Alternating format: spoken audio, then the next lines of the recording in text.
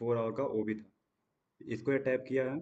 मेरा ये एक्सपेक्टेशन था कि ये ऊपर जाके और ये इसमें रिफाइंड एक ऑर्डर ब्लॉक था यहाँ तक का। 1 मिनट या 5 मिनट तक का यहाँ पे एक ऑर्डर ब्लॉक था। तो मेरा ये मतलब व्यू था कि ये अगर ऊपर जाता है तो 4 आवर के ऑर्डर ब्लॉक को टैप करेगा, और उसमें भी अगर हम रिफाइंड करते हैं तो ये 5 मिनट या 1 मिनट के ऑर्डर ब्लॉक को टैप करके वापस आएगा। लेकिन ये टैप किया है 4 आवर के ऑर्डर ब्लॉक को बस, और वहाँ से ये डाउन साइड में मूव दिया है। और ये अभी यहाँ 24,261 के अराउंड में गैप डाउन ओपनिंग दे रहा है। तो यहाँ से हमारा ये व्यू होगा, अगर ये ऊपर सस्टेन कर जाता है तो मेरा ये व्यू रहेगा कि इस वाले ये गैप को ये फिल करेगा, और इस ऑर्डर ब्लॉक को ये रिस्पेक्ट करके फिर ऊपर जाने की कोशिश करेगा, और फिर हम ये एक्सपेक्ट कर सकते हैं कि ये ऊपर तक जा सकता है। और अगर ये इसको ब्रेक करता है डाउन साइड में और नीचे कहीं सस्टेन करता है, तो हमारा ये व्यू रहेगा कि ये डाउन साइड तक इस वाले जोन तक इजीली आएगा। और अगर नीचे सस्टेन करेगा ये, तो मेरा ये मानना है कि ये एक दिन का ये ऑर्डर ब्लॉक है, इसको ये टैप करने आ सकता है। और अगर इसको ये टैप करने आएगा तो ये नीचे का एक गैप भी है और एक ऑर्डर ब्लॉक भी है, तो यहाँ तक ये आ सकता है। तो ये लेवल आप ध्यान में रखिएगा कि मैंने किस तरह से एनालिसिस किया है और क्या बताया है इसमें। अगर इसके नीचे सस्टेन करेगा तो हम यहाँ तक इसको देखेंगे, और फिर अगर ये इसको ब्रेक करता है तो इस गैप तक हम देखेंगे, जो कि एक 1 डे का ऑर्डर ब्लॉक भी है। तो इस तरह से आज का हमारा कुछ ट्रेड करने का व्यू होगा। और अगर ये ऊपर ही सस्टेन कर देता है तो हम ऊपर का ही देखेंगे। ओके। अभी मार्केट कुछ सेकंड में ओपन होने वाला है, फिर अगर कोई मैं ट्रेड लेता हूँ तो अपडेट करता हूँ आपको मैं। ऑर्डर ब्लॉक का टैप करके ऊपर जाता है तो हम ऊपर का ट्रेड लेंगे, नहीं तो अगर नीचे सस्टेन करेगा तो हम नीचे का ट्रेड लेंगे। तो अभी नीचे डाउन साइड में सस्टेन किया है काफ़ी देर तक, और ये खुद को रिट्रेस करने की कोशिश कर रहा है। तो यहाँ पे एक ऑर्डर ब्लॉक है। यहाँ पे अगर प्राइस आता है और थोड़ा सा रिजेक्शन शो करता है तो यहाँ से हम डाउन साइड के लिए एक ट्रेड प्लान करेंगे, शॉर्ट करेंगे। यहाँ से लगभग हमारा टारगेट नियर अबाउट ये होगा। हमें 1:3 मिलेगा अगर प्रीमियम के चार्ट पे, तो वहाँ तक हम होल्ड करेंगे 1:3 तक। अगर ऊपर निकल जाता है बहुत तेज़ी से, आई मीन 1:3 के ऊपर, तब हम ट्रेल करेंगे, नहीं तो हम 1:3 पे बुक कर लेंगे। या फिर अगर हमको मौका मिलता है ये पूरा मोमेंटम कैप्चर करने का तो हम कर सकते हैं। तो ठीक उसी तरह यहाँ पे आया है और एक रेड कैंडल बनाया है रिजेक्शन का, तो यहाँ पे हम ट्रेड एग्जीक्यूट किए हैं। अब देखना ये है कि यहाँ पे कैसे ये रिएक्ट करता है।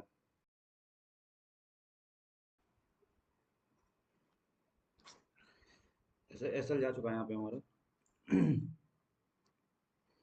मे भी कि ये इस लिक्विडिटी को टारगेट कर रहा हो। एक्चुअली अगर ये कैंडल ऊपर क्लोजिंग नहीं देती है तो एक हम री एंट्री प्लान कर सकते हैं।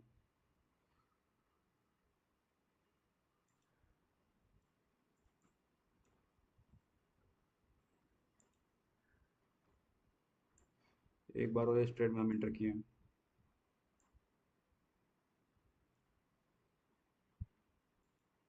मुझे लग रहा है कि यहाँ से ये डाउन साइड में जाएगा निफ्टी के चार्ट पे,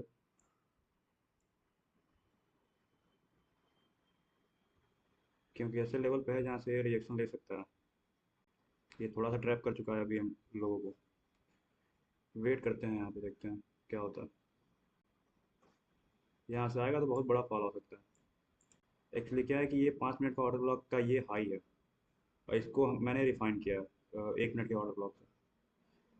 तो अगर ये 1 मिनट के ऑर्डर ब्लॉक को नहीं रिस्पेक्ट किया है तो हम ये फिर भी कंसिडर करते हैं कि ये 5 मिनट की ऑर्डर ब्लॉक है, उसको थोड़ा रिस्पेक्ट करेगा ये।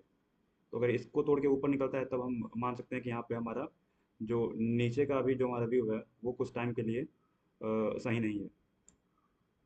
तो इसीलिए हमारा अभी कुछ ऐसा होने वाला है। पीओवी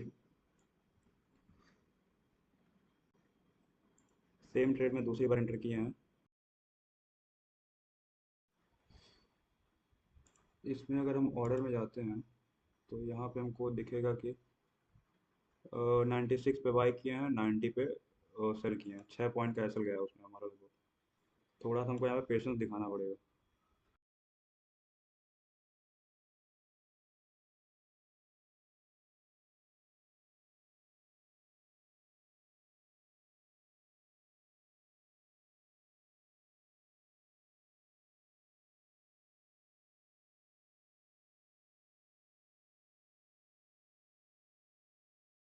लगभग आधे घंटे बाद ये ट्रेड पॉजिटिव में दिख रहा है।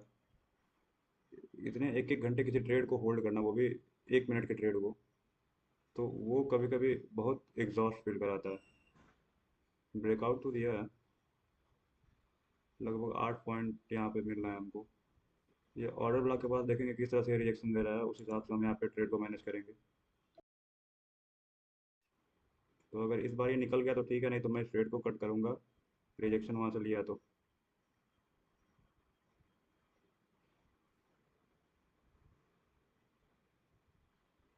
प्रीमियम पे थोड़ा सा रिजेक्शन ले रहा है, थोड़ा सा लिया तो कट करूँगा। कट कर दिया गाइस मैं ट्रेड ये। हो सकता है कि ये टारगेट हमको यहाँ पे दे के चला जाए। 10 पॉइंट लगभग कैप्चर हुए हैं, 1:2 का ही ट्रेड है ये। क्योंकि मैंने बोला कि यहाँ पे अगर ये इसको ब्रेक नहीं कर पाता और ब्लॉक यहाँ पे अगर रिएक्शन लेने लगता है तो यहाँ पे मैं ट्रेड मैनुअली कट करूँगा। क्योंकि ऑलरेडी ये काफ़ी टाइम तक परेशान कर चुका है हमको, और इतना परेशान करने के बाद अगर फिर से ये इसी जोन में आ गया, ऊपर नहीं निकला, तो मेंटली एकदम आप डिस्टर्ब हो जाएंगे, फिर दूसरा ट्रेड लेने से पहले काफ़ी बार सोचेंगे। तो आपको मैं यहाँ पे अपना ओवरऑल पीएनएल दिखा देता हूँ कि अभी क्या सिचुएशन है। तो ऑर्डर बुक में अगर हम यहाँ पे आएंगे तो यहाँ पे हम देख सकते हैं कि यहाँ पे 4 ट्रेड, आई मीन 2 ट्रेड लिए हैं, जो कि एक बाय फिर सेल, उसको एक ट्रेड हम काउंट करते हैं। फिर से एक बाय किए, एक सेल किए। तो 95 पे लगभग हम यहाँ पे बाय करके 90 पे सेल किए हैं, 6 पॉइंट कैंसिल गया है। फिर 92 पे यहाँ पे हम बाय करके 102 पे सेल किए हैं। तो ये लगभग 10 पॉइंट का हमारे यहाँ पे टारगेट आया है, इसमें लगभग 6 पॉइंट का, आई मीन 5.7 रुपीज़ का इसमें हमारा एसएल गया है। तो ओवरऑल हमारा ये ट्रेड था, और इसमें अभी हम 229 हम प्रॉफिट में हैं। अगर और कोई ट्रेड हम लेते हैं तो फिर हम आपको अपडेट करेंगे। इसमें ये है कि इसमें अभी मेरी गट फीलिंग करी है कि नीचे जाएगा, लेकिन अभी उतनी मेंटल कैपेसिटी मेरी नहीं रह गई है कि मैं इससे और ज़्यादा होल्ड करूं फिर इस जोन में इसको। इसलिए यहाँ से मैं बोला था कि ऑर्डर ब्लॉक के पास अगर आकर रिजेक्शन लेता है तो फिर मैं यहाँ पे ट्रेड को मैनुअली कट करूँगा, जो कि यहाँ पे मुझे एक विक देखने को मिला है रेड वाली कैंडल पे, तो इसलिए मैंने यहाँ पे मैनुअली ट्रेड को कट कर दिया। वीडियो को ध्यान से देख रहे होंगे स्टार्टिंग से, तो आप समझ गए होंगे कि मैं इस ट्रेड को क्यों लिया था। तो इस ट्रेड में थोड़ी मेरी गट फीलिंग और स्ट्रांग इसलिए हो गई थी क्योंकि यहाँ पे एक ये फ्लैग पैटर्न का फॉर्मेशन करने लगा था। यहाँ पे जैसे अगर आप देखेंगे तो मार्केट यहाँ से नीचे गिरा था, तो मैं ये बोला था कि अगर फिर इस जोन में मिलता है यहाँ पे तो मैं यहाँ पे सेल करूँगा, क्योंकि ये एक 5 मिनट का ऑर्डर ब्लॉक था, और ये एक रिफाइंड ऑर्डर ब्लॉक जो कि 1 मिनट पे था। तो यहाँ पे 1 मिनट के कैंडल में एक हमको रेड कैंडल देखने को मिला था, तो इसको देख के मैंने शॉर्ट किया था। लेकिन ये अपसाइड में निकल गया था, और फिर से एक बड़ी रेड कैंडल यहाँ पे दिया, तो जैसे मुझे लग रहा था कि यहाँ पे फिर से ट्रैप करेगा, और एक यहाँ पे 1 मिनट की ऑर्डर ब्लॉक और फॉर्म कर दिया था। तो मुझे ये लग रहा था कि ये थोड़ा सा हमको ट्रैप करके, क्योंकि 5 मिनट का ऑर्डर ब्लॉक तो ऑलरेडी ये था ही, और 1 मिनट के ऑर्डर ब्लॉक पे हमको ये ट्रैप करके और फिर से डाउन साइड में आ सकता है। तो इसलिए मैंने यहाँ पे एक ट्रेड प्लान किया था।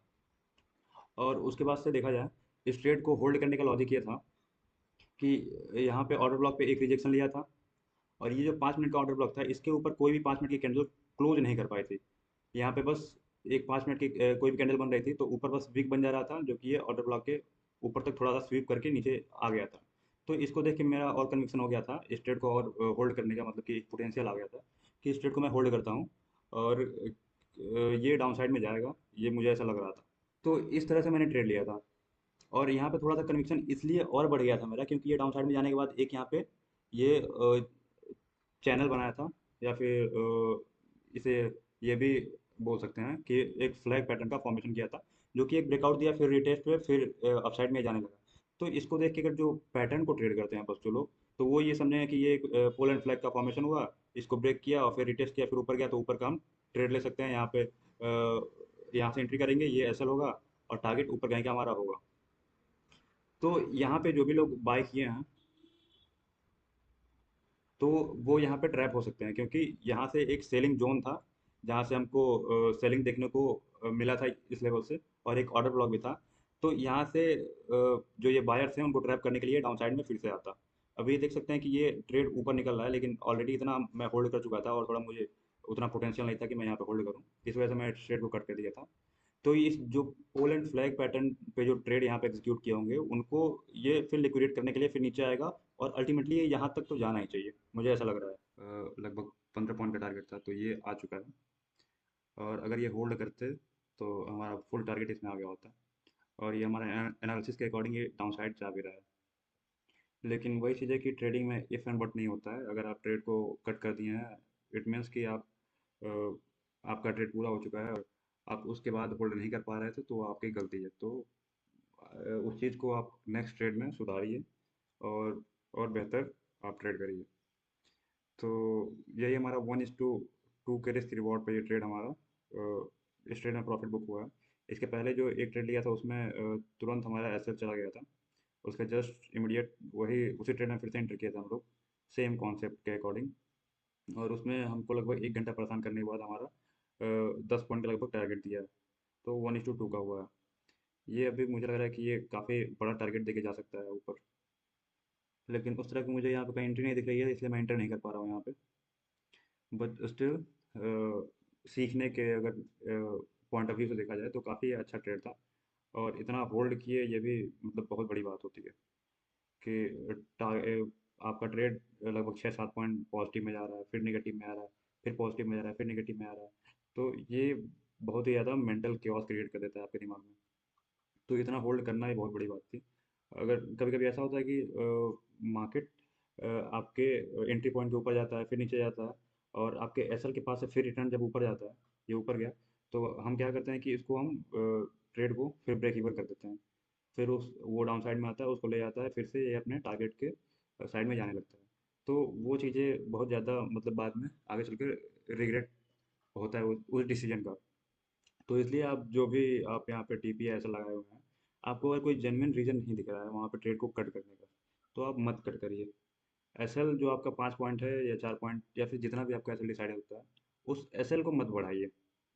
और जो टारगेट होता है उसको भी मतलब पहले ना कट करिए। मैं यहाँ पे कट कर दिया था, एक रीज़न था उसका ये कि बहुत ज़्यादा ये मतलब कि 1 घंटे तक एक ही मतलब रेंज में मूव किया था, और मैं उस चीज़ को फिर से दोबारा मतलब झेलना नहीं चाह रहा था। अगर मेरे पहले ट्रेड में अगर प्रॉफिट होता, तो मैं इस ट्रेड को मैं ईजिली होल्ड कर लेता, कोई दिक्कत नहीं था। या तो टारगेट आता या फिर यहाँ 10 पॉइंट के बाद से भी अगर ऐसा आता तो उसमें मुझे कोई दिक्कत होता नहीं। लेकिन पहले ही ट्रेड में मेरा तुरंत ऐसा चला गया था, इसलिए मैं इस ट्रेड को और फर्दर मतलब होल्ड नहीं कर पाता। इसलिए इसको मैंने, और यहाँ पे एक रिएक्शन आया तो उसके लिए मैंने यहाँ पे इसको कट कर दिया। तो ये है कुछ हर ट्रेड में कुछ ना कुछ सीखने को मिलता है। और हर ट्रेड के बाद मतलब कुछ ना कुछ दिमाग में ऐसे क्लियर चीज़ें होती हैं कि हमको ये करना चाहिए था या फिर ये नहीं करना चाहिए था। तो ऐसे ही ट्रेडिंग मतलब होती है, आदमी सीखता है, खुद से ही कर करके ही सीखेगा। आप दूसरे का ट्रेडिंग देख के आप कभी नहीं सीख पाएंगे। तो ऐसे ही ट्रेड की वीडियो मैं लाता रहूँगा। और आपको अगर ट्रेड की वीडियो अच्छे लग रहे हो तो लाइक शेयर सब्सक्राइब करिए। और मैं कोशिश करूँगा कि वीडियो को जल्दी जल्दी और लाने की कोशिश करूँ। मैं एक्चुअली ये है कि मैं लगातार एक जगह पर नहीं रह पा रहा हूँ जिससे कि मैं रेगुलर ट्रेड की वीडियो रिकॉर्ड करूँ। लेकिन मैं कोशिश करूँगा कि जितना भी हो सके मैं यहाँ पे ट्राई करूँ ट्रेड की वीडियो और रिकॉर्ड करके अपलोड करने की। और अगर आपको कुछ और भी सीखना है तो आप कमेंट सेक्शन में बता सकते हैं मुझे। Thank you. Thanks for watching.